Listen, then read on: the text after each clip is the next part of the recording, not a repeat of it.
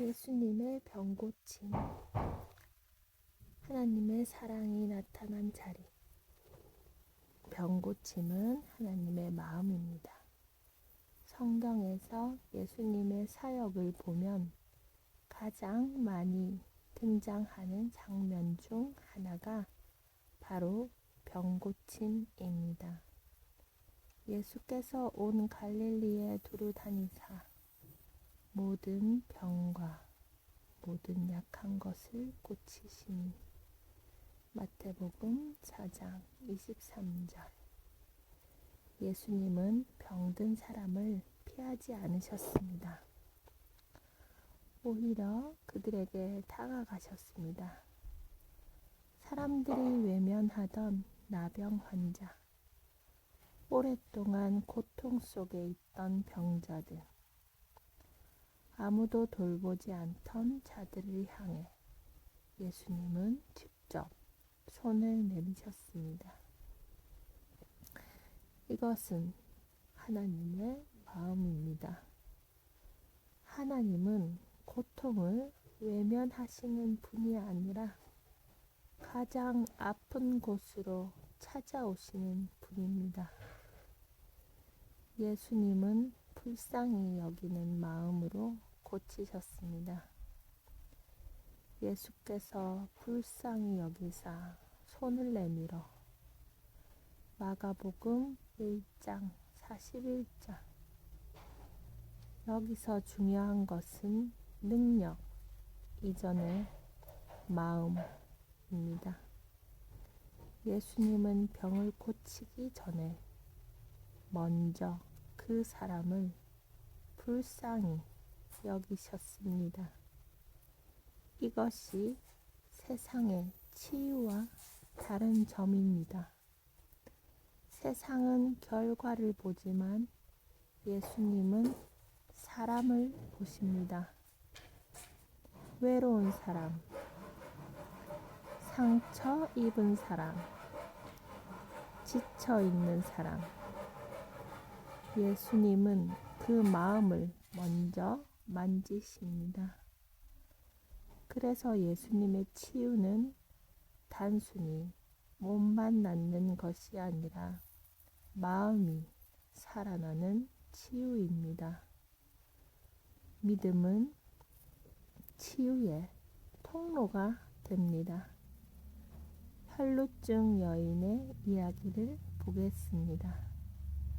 내가 그의 옷에만 손을 대어도 구원을 받겠다. 마가복음 5장 28절. 12년 동안 고통받던 여인은 아무도 도와줄 수 없는 상황 속에서 예수님께 나아갑니다. 그리고 예수님은 말씀하십니다. 딸아, 네 믿음이 너를 구원하였다. 마가복음 5장 34절. 여기서 중요한 것은 믿음의 크기가 아니라 믿음의 방향입니다. 완벽한 믿음이 아니라 작아도 예수님을 향한 믿음. 그 믿음이 치유의 문을 엽니다. 예수님은 영혼까지 고치십니다.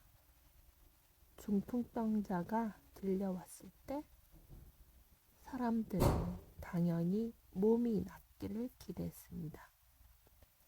하지만 예수님은 먼저 이렇게 말씀하십니다. 네 죄 사함을 받았느니라. 마가복음 2장 5절. 왜일까요? 예수님은 우리의 문제의 뿌리를 아시기 때문입니다. 인간의 가장 깊은 병은 단순한 육체의 병이 아니라 하나님과의 관계가 끊어진 것입니다. 그래서 예수님은 먼저 죄를 사하시고 그 다음 몸을 고치십니다. 이것이 진짜 치유입니다. 영혼, 마음, 몸 전체의 회복. 예수님의 치유는 지금도 계속됩니다. 예수 그리스도는 어제나 오늘이나 영원토록 동일하십니다. 히브리서 13장 8절. 많은 사람들이 이렇게 생각합니다. 그때는 기적이 있었지만 지금은 아닐 거야. 하지만 성경은 분명히 말합니다. 예수님은 변하지 않으십니다. 그렇다면 중요한 질문은 이것입니다. 지금도 고치시는가? 그렇습니다. 방법은 다를 수 있습니다. 즉각적인 치유, 시간을 두고 회복, 마음의 치유, 환경 속에서의 변화. 하지만 분명한 것은 예수님은 지금도 역사하신다는 사실입니다. 우리가 해야 할 것은 단 하나입니다. 많은 사람들이 이렇게 말합니다. 내 믿음이 부족해서, 나는 너무 죄가 많아서, 나는 이미 늦었어. 하지만 성경을 보면 예수님께 나온 사람들은 완벽한 사람들이 아니었습니다. 중요한 것은 이것 하나입니다. 예수님께 나오는 것. 소경도, 병자도, 죄인도 그냥 나왔습니다. 그리고 예수님은 거절하지 않으셨습니다. 깊은 묵상 메시지. 지금 당신이 아픈 곳이 어디입니까? 몸일 수도 있고, 마음일 수도 있고, 관계일 수도 있습니다. 예수님은 그 모든 것을 아십니다. 그리고 지금도 말씀하십니다. 내가 원하노니 깨끗함을 받으라. 그분은 멀리 계신 분이 아니라 지금 당신 곁에 계신 분입니다. 당신이 해야 할 것은 단 하나입니다. 포기하지 말고 나아가는 것.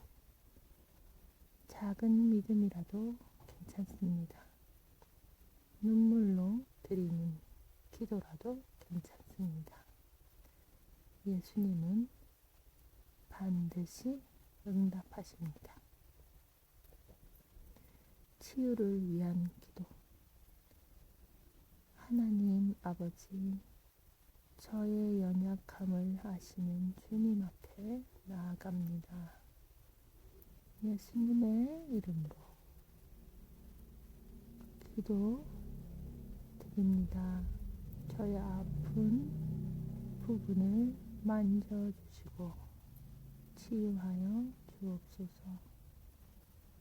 몸의 병뿐 아니라 마음의 상처와 깊은 아픔까지 주님의 손으로 회복시켜 주옵소서. 저에게 믿음을 더하여 주시고 끝까지 주님을 바라보게 하옵소서. 예수님의 이름으로 기도드립니다. 아멘.